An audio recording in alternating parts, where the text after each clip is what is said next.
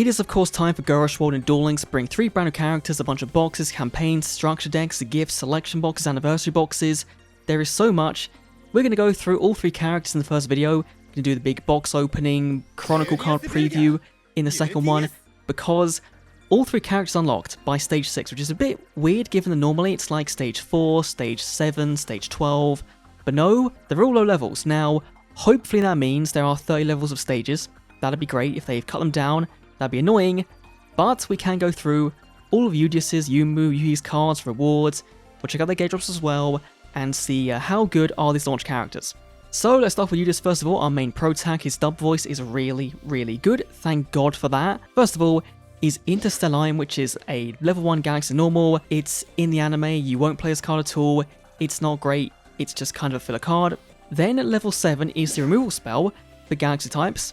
This is cool because there's a skill that works with it as well. It kind of turns your Galactic Oblivion into a Joint Tag Rex, which is pretty cool.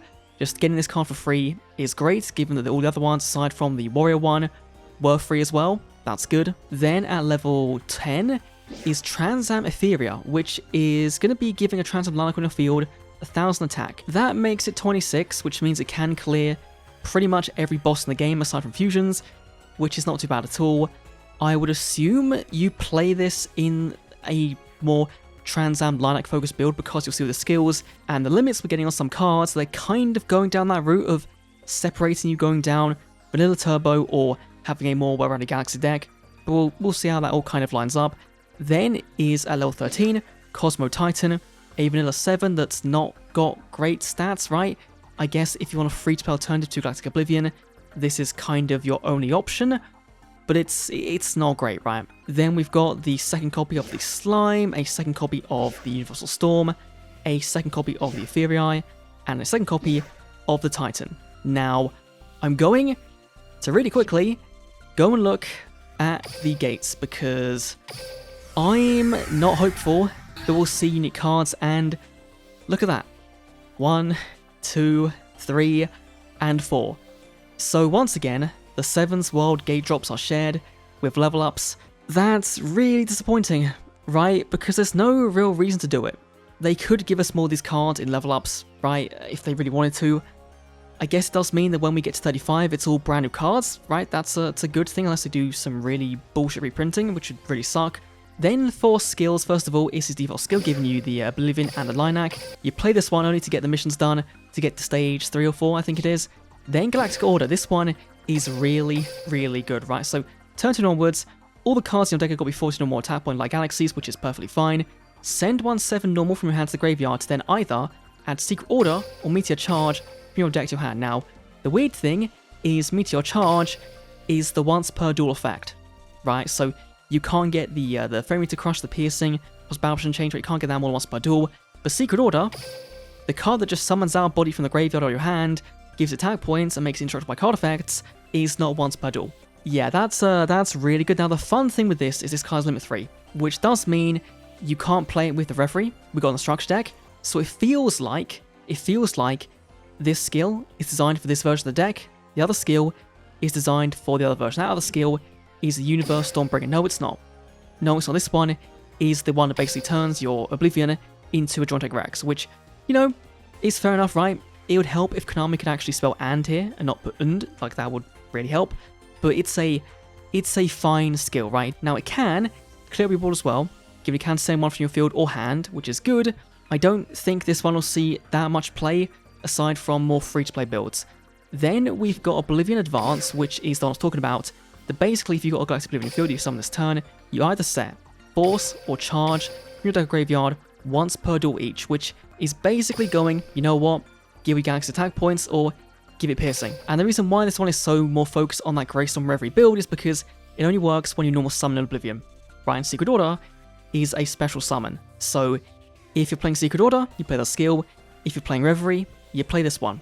Pretty straightforward. Then we've got Spearhead Draw, which is going to be searching out for a level 4 normal at start your turn, which is of course going to try and give you your Transmit with Rhynac, and all 3 get it, which is pretty cool. Then there is Stop Defense Draw, which again is kind of similar. There's a body in opponent's field, add a Stop Defense on your deck or graveyard to the top of your deck.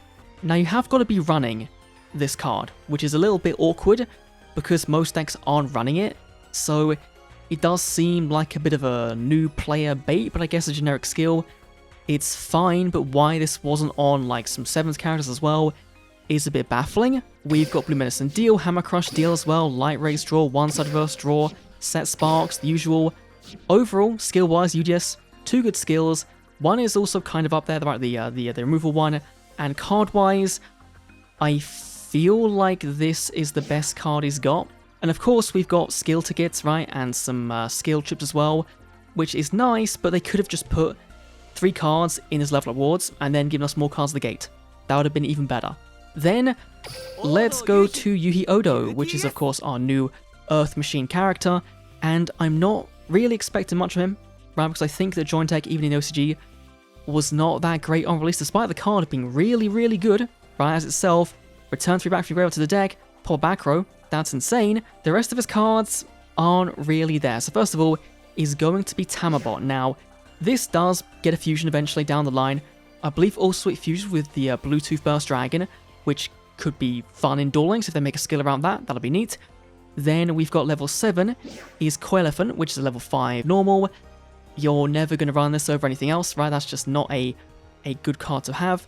We've got Nail Hedgehog, level 2, debuffs opponent's monster by sending a card from top deck to graveyard. If it's a monster, it gets debuff. If not, you get no effect. I think we're getting a version of this in the box, right, for Galaxy, that's kind of similar, but guarantees you're getting the damage off, right? So, I mean, it's okay. I think he's got a skill as well that works level 2s, so I guess this does kind of line up with that.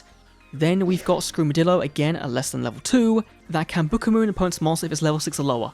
I don't think that's great. Most of the time you can deal with those weaker bodies, it is the bigger ones you want to be Bukamooning. And so, this doesn't seem to do a lot unless you're really, really bricking, right?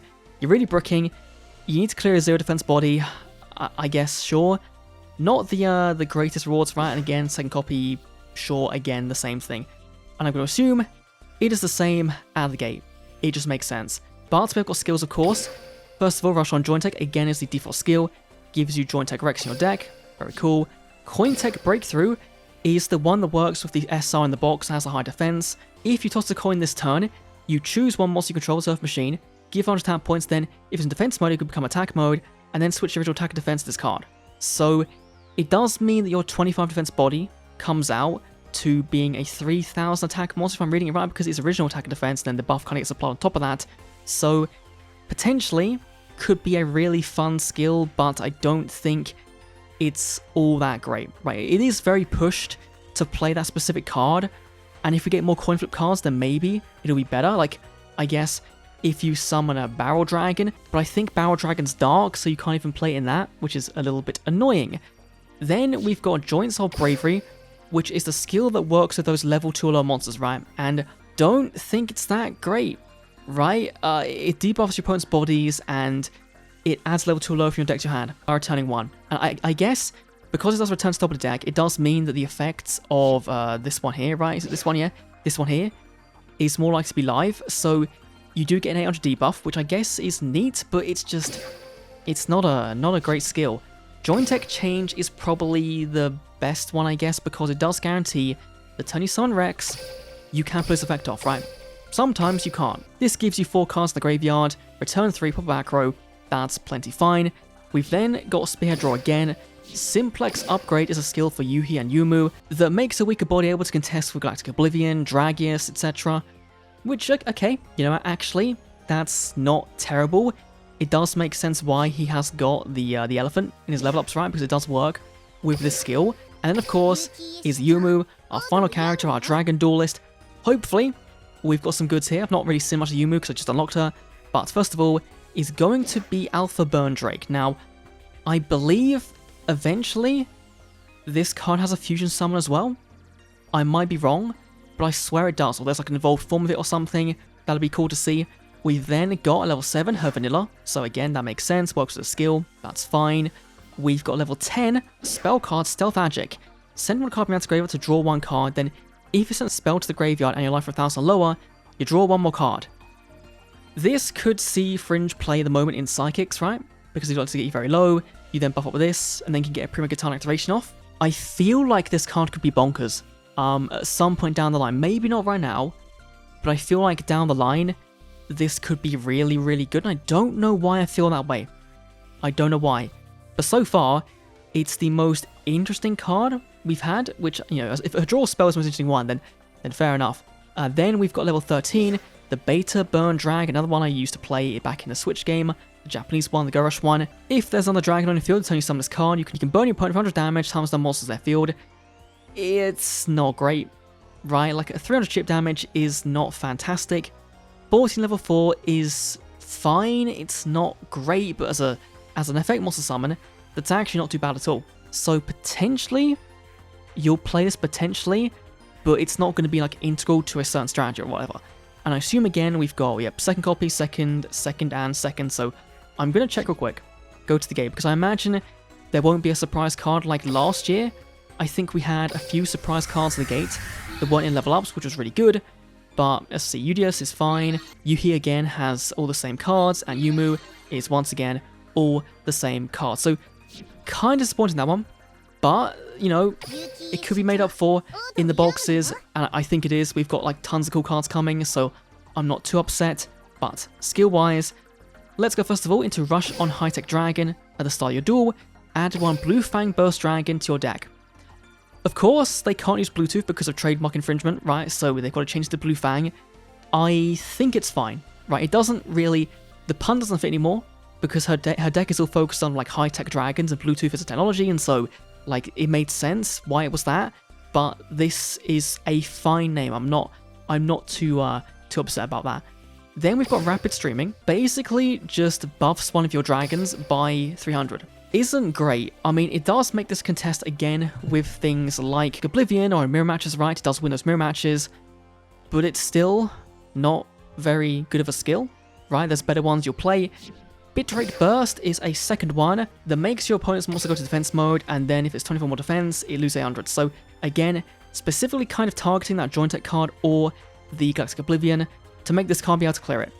That is all this is, right? Blue Fang by itself is really cool, being able to nuke your opponent's board if there's 1500 or lower monsters on the field, right, in your main phase. That's good, but the attack and over part is kind of problematic sometimes, right? And if you're facing against one level 7, then it's not going to go down so well. Downgrade Infection, though, I think is a skill you'll play because it does debuff all monsters on the field with 2000 more attack points by 500 until the end of the turn. Huh. Is this a mistranslation? Because if it is, it then makes this way worse, because you don't want Blue Fang going to 2000 itself. You are banking on there being 2000 bodies in your opponent's field, they go down to 15, you play Blue Fang, you nuke them, you gain attack points, right? And that's how you're kind of making up for that deficit. But if you were relying on this, you know, this debuff to get over again at Galactic Oblivion, then this won't help you, right? In that situation. By itself, it won't help you. So maybe not, maybe they do want you to go for one of these other ones to kind of go for the mirror match, but for anything else, this one's better. Then of course, Spearhead Draw, Simplex Update, Stop Defense Draw as well, the same kind of deal. Blue Medicine, Hammer Crush, all of that. And that is all 3 characters, all of the cards, all the skills. Overall, Yuamu probably the most interesting, then Yudias, then Yuhi down the bottom.